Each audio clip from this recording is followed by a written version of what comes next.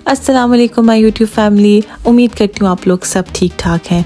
Edinburgh से वापसी करते हुए हम ग्लासगो वापस और वहाँ से हमने छोटा सा ट्रिप किया स्टर्लिंग का और वापस पहुँचे हम नमक मंडी खाना खाने के लिए। भूख बहुत शदीद लग रही थी। पूरा एडिनबरा मैंने आपको घूम घूम के दिखाया था, तो ऑब्वियसली अब हम देसी खाना क्रेव कर रहे थे।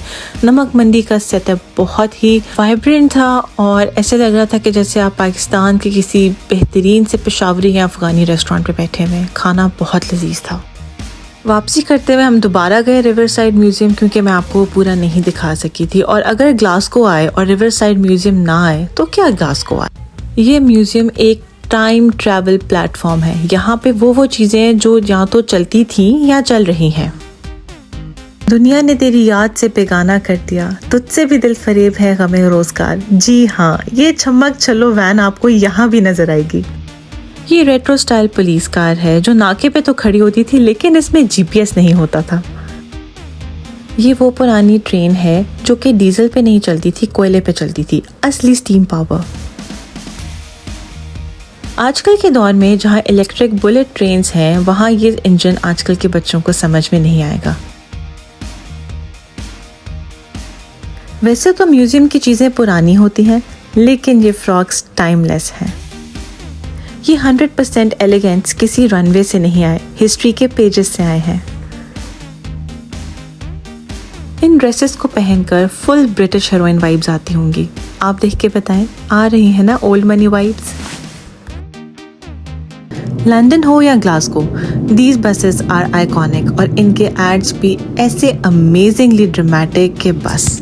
ये डबल डेकर बसेस तो चलती ही हैं, साथ में पूरा एड भी चला रही होती हैं, ऊपर का व्यू भी और बिलबोर्ड भी। रेट्रो सिटी वाइब क्या होती है तो जनाब फिर ये होती है। मैंने आपसे कहा था ये पूरा म्यूजियम एक टाइम ट्रैवल मशीन है।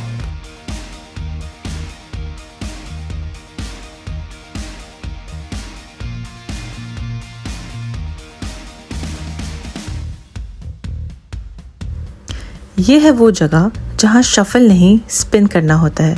ये है पुराने रिकॉर्ड्स की shop, tower records Glasgow.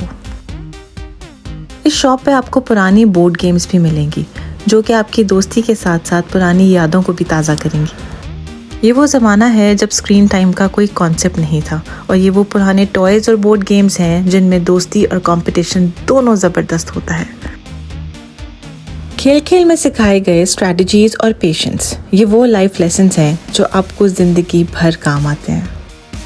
Game over होने के बाद भी वो लाफ्टर और मस्ती कभी ख़त्म नहीं होती।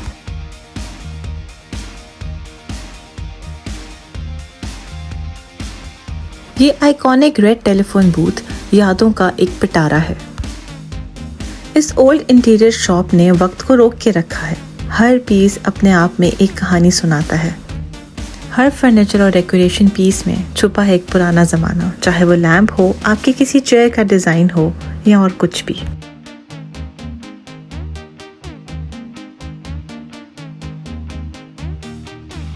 स्टार वॉर्स वाइब्स हो या रोबोट्स या बार्बी की पूरी दुनिया, ये टॉय शॉप गीक्स की पैराडाइज है। मेरी एज के जितने लोग हैं उन सब ने इन टॉयज़ को अपने पुराने किसी रिश्तेदार के घर में या नाना दादा के घर में कहीं ना कहीं शेल्फ में सजे हुए ज़रूर देखा होगा।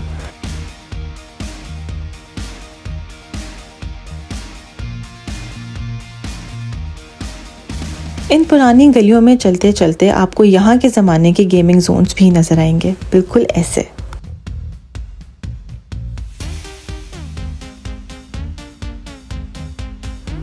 ये पॉन शॉप्स यहाँ के कल्चर का एक हिस्सा है। जाहिर सी बात है ये पुराने ज़माने में भी थी। यहाँ का हर आइटम एक कहानी बताता है। लोग अपने सारे आइटम्स या कीमती आइटम्स पॉन शॉप पे लेके आते थे और उन्हें गिरवी रखते थे। ये गरीबों का एक सहारा था कि अपनी किसी अच्छी चीज़ को गिरवी रख के थोड़े से पैसे ले लिए जाएं।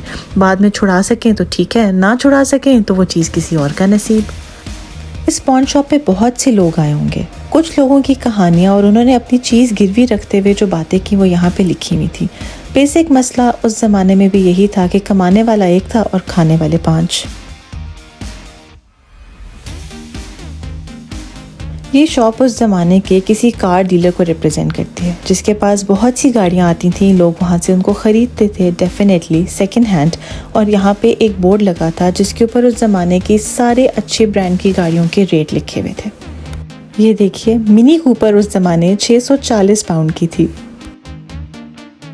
हर ज़माने में बच्चे तो पैदा होते रहे हैं और उनकी ज़रूरियात भी थी। ये प्रैम एंड बेबी शॉप थी जो आपको फुल रेट्रो वाइब्स देगी। उस ज़माने की बनी प्रैम, उसमें इस्तेमाल होने वाले छोटे छोटे गैजेट्स, बच्चों के कपड़े और उस ज़माने का क्या फ़ैशन था बच्चों के लिहाज से, वो सब आपको इस शॉप में नज़र आएगा।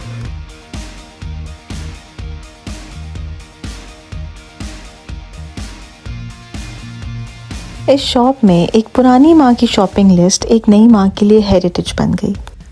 शेल्फ पे रखे टॉयज़ और बच्चों के बहुत प्यारे कपड़े, ना कोई फैंसी कार्टून्स हैं, ना कोई बहुत ज़्यादा ग्लिटर्स हैं। सब कुछ बहुत ही सिंपल है और लव फिल्ड है। म्यूज़ियम के अंदर से इस व्यू को देख के आपको अंदाज़ा तो हो गया होगा कि इसको रिवर साइड म्यूज़ियम क्यों कहा जाता है, और डेफिनेटली यहाँ की और स्टोरीज़ भी हैं। यहाँ पे ऐसे लोगों के कारनामे मौजूद हैं जिन्होंने बेहतरीन किस्म के शिप्स बनाए जो कि कोई किंग और एम्परर नहीं बना सकता था। ग्लासगो शहर अपने होने वाले हादसात को बिल्कुल नहीं भूला। It was a bomb planned in a plane, जिसकी वजह से बहुत लोग अपनी जानों से हाथों बैठे थे।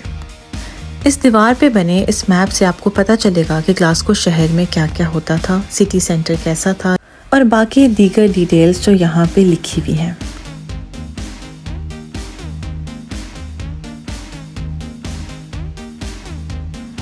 अगर आपके यहाँ कोई कॉन्फ्लिक्ट हो जाए तो आप उसे याद रखते हैं। बिल्कुल ऐसे ही ग्लासगो ने भी अपने लोगों के दरमियान होने वाले इस कॉन्फ्लिक्ट को याद रखा, जो कि किसी बड़ी फूफी की वजह से था। उसका नाम यहाँ पे लिखा हुआ है और आप देख सकते हैं। म्यूज़ियम में जगह जगह आपको रिवर साइड व्यू मिलेगा। जिस दिन से हम ग्लासगो आए थे, ये बारिश तो हमारा पीछा ही नहीं छोड़ी थी। उस ज़माने की ड्रेसेस की एक और झलक, ये देखिए, बहुत ही टाइमलेस, बहुत खूबसूरत। म्यूज़ियम के फर्स्ट फ्लोर से व्यू कुछ ऐसा है। आपको हर तरफ से सारी चीज़ें नज़र आएंगी।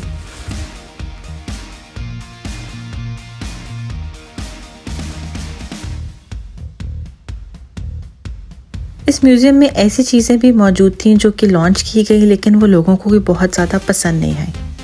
इस चीज़ को बनाने वाले ने यहाँ पे मेंशन किया है कि किसी भी चीज़ को चलाने के लिए, नई इन्वेंशन के लिए टाइमिंग और मार्केटिंग बहुत इम्पॉर्टेंट है।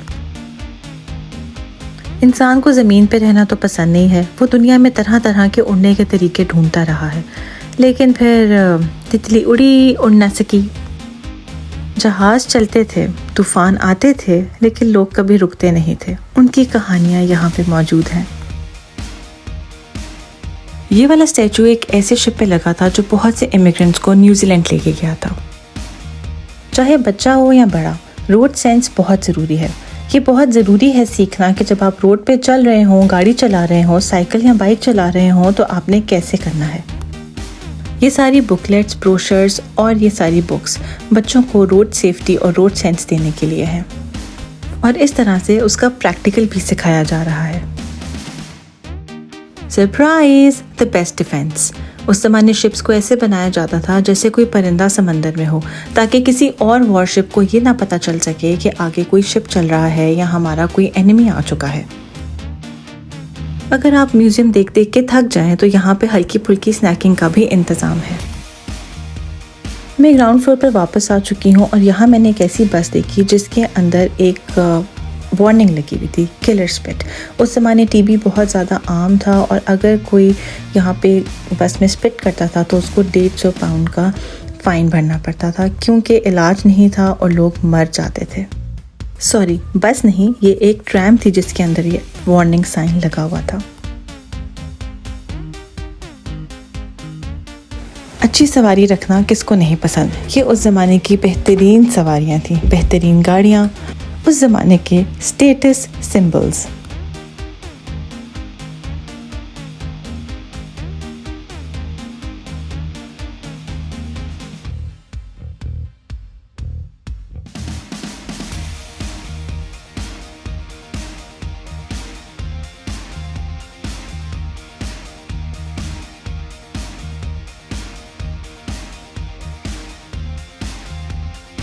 वैसे दुआ करनी चाहिए कि एम्बुलेंस की ज़रूरत आपको कभी ना पड़े, लेकिन स्कॉटलैंड में ग्लासगो की पुरानी एम्बुलेंस बिल्कुल ऐसी होती थी। ये सबसे पहली इलेक्ट्रॉनिक कार टेस्ला थी जो कि यहाँ की एक फैमिली ने ख़रीदी थी और इसका नंबर प्लेट उन्होंने कुछ इस तरह से कस्टमाइज़ कराई थी, photons. After all electricity is all about photons. हम इंग्लैंड के लिए वापसी निकल चुके थे और यहाँ पूरे यूके में वार्निंग जारी हुई थी, येलो वार्निंग। बेइंतहा बारिश थी, बेइंतहा तूफ़ान था, लेकिन ये ट्रिप बहुत ही यादगार था। चैनल को सब्सक्राइब कीजिए, वीडियो को लाइक कीजिए और आते रहिए। अल्लाह हाफ़िज़।